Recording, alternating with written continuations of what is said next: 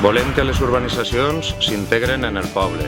Per això, entre altres coses, gestionarem el pressupost municipal íntegrament des de l'Ajuntament. Quina llàstima, de veres. Està més dies, tancat que obert. Què podríem fer per a dinamitzar els espais municipals per als joves? Doncs Compromís impulsarem la participació dels joves per garantir l'aprofitament dels espais municipals d'oci i cultura. Per molt que vulguem, no es podem fer una idea dels problemes de mobilitat que tenen els discapacitats. Per això, amb valentia, Compromís eliminarà totes les barreres arquitectòniques del nostre poble. Fa més de 10 anys que la Casa Social hauria d'haver sigut patrimoni de Puçol. Garantirem la protecció del patrimoni cultural, natural i històric que ens identifica com a poble.